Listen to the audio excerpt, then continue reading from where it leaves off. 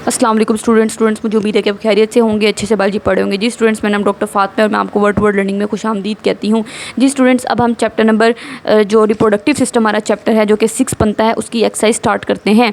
इसमें उन्होंने नंबर 1 ये सारे हम चैप्टर अगर आपने प्रिपेयर किया है तो आप MCQ खुद पहले करने की कोशिश किया करें, ठीक है। In which part of body oogenesis takes place. oogenesis मतलब एग फॉर्मेशन। तो आपको पता है एग फॉर्मेशन तो फीमेल में होती है, और फीमेल में भी कहाँ पे होती है, ओवरी के अंदर होती है, जो हमारी 2 ऐसे करके एलमंड शेप्ड ओवरीज होती हैं। अच्छा, उसके बाद वो कहते हैं कौन सा मेल रिप्रोडक्टिव सिस्टम का पार्ट नहीं है।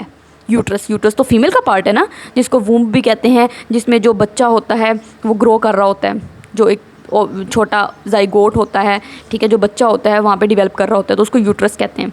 उसके बाद वो कहते हैं कि कौन सा हार्मोन डायरेक्टली आके ओवुलेशन को ट्रिगर करता है। पर मैंने आपको जो स्टोरी सुनाई थी वो LH हार्मोन वाली, ठीक है। कहाँ पे सुनाई थी मैंने स्टोरी? जब मैंने आपको पिट्यूटरी ग्लैंड पढ़ाया था। क्यों?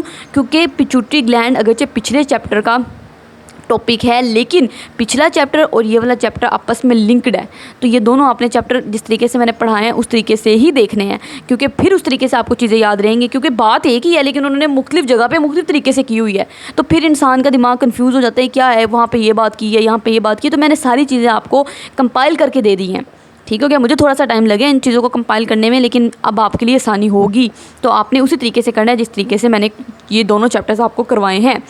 अच्छा, ओवुलेशन को कौन सा हार्मोन ट्रिगर करता है? LH hormone.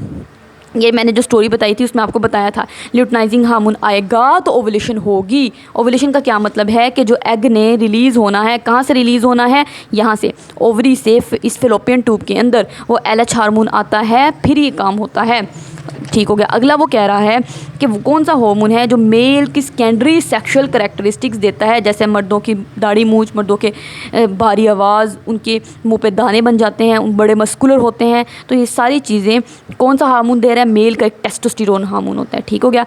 अच्छा, एक्रोसोम का क्या फंक्शन है पढ़ा है हमने डिटेल में। वो जो स्पर्म होता है उसके आगे एक ऐसे करके ये हेड होता है, स्पर्म का सर होता है, यहाँ पे एक्रोसोम, टोपी जो हेड की होती है ना उसको एक्रोसोम कहते हैं। उसके अंदर इंजाइम्स भर भर के मौजूद होते हैं जिन्होंने स्पर्म की मदद करनी है कि वो पेनिट्रेट कर जाए एग की आउटर लेयर को।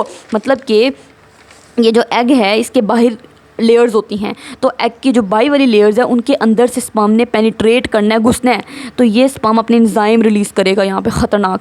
वो एंजाइम इसकी आउटर लेयर को डिस्ट्रॉय करते जाएंगे, ख़त्म करते जाएंगे, और ये स्पर्म अंदर घुसता जाएगा एग के अंदर। तो इस तरीके से उन्होंने बात की है, ठीक है। उसके बाद वो कहते हैं कि फिलोपियन ट्यूब का क्या फंक्शन है, आपको पता है फर्टिलाइजेशन की साइट है। फिलोपियन ट्यूब में ही मैंने आपको अपनी डायग्राम में बताया हुआ है, यहाँ पे करके ये फिलोपियन ट्यूब है ना, ये मेल का स्पर्म और फीमेल का एग आपस में मिलते हैं और फर्टिलाइजेशन होती है, और फिर जाइगोट बनता है, और फिर आगे का प्रोसेस हमने डिटेल में पढ़ा हुआ है। इसी तरीके से वो पूछ रहा है अगला, लास्ट में भी उसने दोबारा वही MCQ दे दिया कि कौन सा हार्मोन रिस्पॉन्सिबल है मेल की सेकेंडरी सेक्सुअल करैक्टरिस्टिक्स के लिए। ये लगता है बुक वालों को बहुत MCQ पसंद है, टेस्टोस्टेरोन, ठीक है, तो ये आपने अच्छे से कर लेना है। शॉर्ट आंसर क्वेश्चन में आपको पता है, ये मैंने आपको डिटेल में लेक्चर में समझाया हुआ है कैसे आपने इसको लेबल करना है। मेल में आपको पता है ये प्राइमरी स्पर्मेटोसाइट है, उससे 2 सेकेंडरी स्पर्मेटोसाइट बनते हैं, और फिर 4 स्पर्मेटिड्स बनते हैं, ये वही आपने उसको लेबल करना है। इसी तरीके से इसको लेबल करते हैं, क्या है ये? प्राइमरी oocyte है, ये प्राइमरी स्पर्मेटोसाइट है, ये प्राइमरी oocyte है। फीमेल के अंदर एग होता है ना, oocyte, तो ये सेकेंडरी oocyte है, ये फर्स्ट पोलर बॉडी है जो छोटे वाला होता है। इसी तरीके से आगे जाके भी ये एग सेल है, और ये 3 सेकंड पोलर बॉडी होती हैं, ये हमने डिटेल में पढ़ा हुआ है। आगे वो कहते हैं कि टेस्टिस का वो पार्ट बताएं और ओवरी का वो पार्ट बताएं जहाँ पे गैमेट फॉर्मेशन होती है। आपको पता है टेस्टिस के अंदर ख़ास तौर पर सेमिनिफेरस ट्यूब्यूल्स के अंदर गैमेट फॉर्मेशन होती है, स्पर्म बनते हैं, और फीमेल में जो ओवरी होती है ये एलमंड शेप्ड, इसके अंदर ख़ास तौर पर फॉलिकल्स पड़े होते हैं। ये जब मैंने लेक्चर समझाया था ना उसमें डिटेल में बना के भी दिखाया था, ये देखें फॉलिकल, ओवरी के अंदर, फॉलिकल्स के अंदर एग फॉर्मेशन होती है। तो ये इसका आंसर है, मेल के अंदर स्पर्म सेमिनिफेरस ट्यूब्यूल और फीमेल के अंदर फॉलिकल। इसी तरीके से आगे वो पूछ रहा है कि एग क्या एग के साथ होता है after it is released from the ovary. इसका आंसर मैं आपको लिख देती हूँ।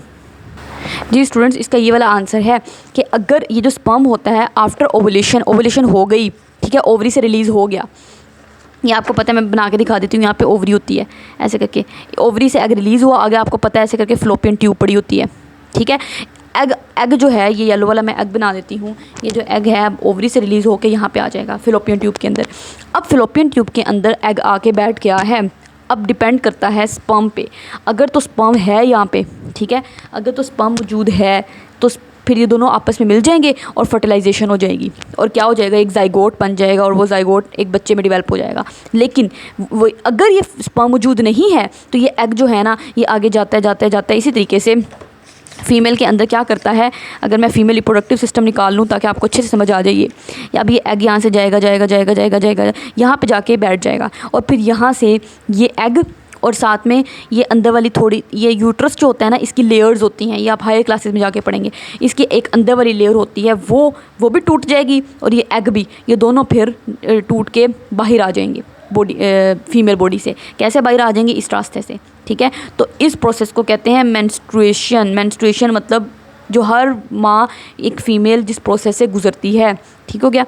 तो ये इसी तरीके से हर महीने ऐसे होता है कि हर ओवरी एक एग रिलीज़ करती है। एक महीने ये ओवरी करेगी, अगले महीने ये करेगी, ये ओवरी एग रिलीज़ करती है, फिर इंतज़ार करती है स्पर्म है कि नहीं। अगर स्पर्म है तो फर्टिलाइजेशन हो जाएगी, अगर नहीं है तो उस एग ने फिर आने आके मेंस्ट्रुएशन के प्रोसेस के ज़रिए से बाहर आ जाना है।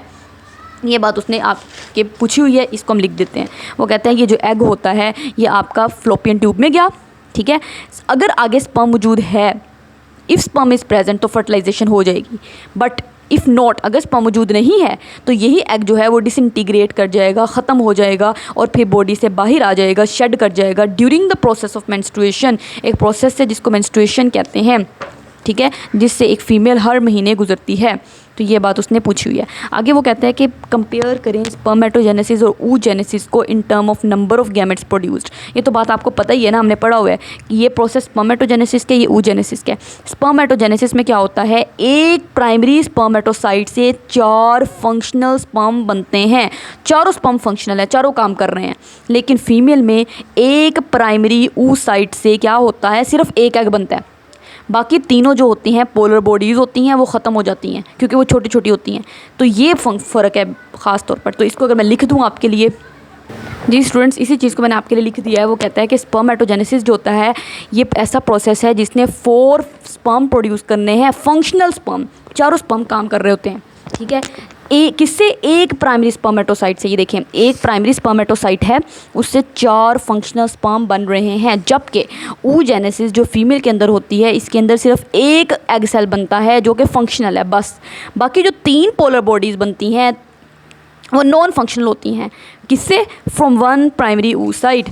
तो oogenesis में क्या होता है, एक प्राइमरी oocyte से एक एग सेल बन रहा है और 3 नॉन फंक्शनल पोलर बॉडीज़ बन रही हैं। फंक्शनल सेल जो काम करने वाला सेल है वो एक ही है। तो ये बात मैंने आपके लिख दी है, सही हो गया। ये चीज़ उन्होंने पूछी हुई है। आगे वो कहता है 2 मेजर वेज बताएं जिससे HIV ट्रांसमिट होता है। पता है आपको, हमने पढ़ा हुआ है कैसे HIV ट्रांसमिट होता है, आप मुझे खुद बताएं। तो ये लिखा हुआ है उन्होंने, HIV मेनली स्प्रेड करता है एक सेक्सुअल कॉन्टैक्ट से, दूसरा हॉस्पिटल में नीडल्स, कॉन्टेमिनेटेड नीडल्स को शेयर करने से, तीसरा इन्फेक्टेड ब्लड जो होता है उसकी ट्रांसफ्यूजन से, ठीक है, और चौथा infected mother to her children during childbirth या ब्रेस्ट फीडिंग। तो इन चारों में से कोई भी लिख दें, लेकिन ये सेक्सुअल कॉन्टैक्ट आपने ज़रूर लिखना है, बाकी आपकी मर्ज़ी, जो मर्ज़ी 2 लिख दें, ठीक हो गया। उसके बाद वो कहता है कि डिफ्रेंशिएट करना है एस्ट्रोजन और प्रोजेस्टेरोन में। जी स्टूडेंट्स, अब वो कह रहे हैं एस्ट्रोजन और प्रोजेस्टेरोन के दरम्यान में डिफ्रेंशिएट करें। कुछ भी नहीं आपने लिखना, बस आपने जो भी एस्ट्रोजन के बारे में आपको पता है ना, आपने वो एक लाइन, मैंने आपको बताया जब भी आपने डिफरेंस लिखना है ना, एक दरम्यान में लाइन लगानी है। तो ये लाइन लगा ली, इधर लिखें एस्ट्रोजन, इधर लिखे प्रोजेस्टेरोन। ये एस्ट्रोजन के बारे में जो कुछ भी लिखा हुआ है ना यहाँ पे, वो सारा लिख देना आपने, ठीक।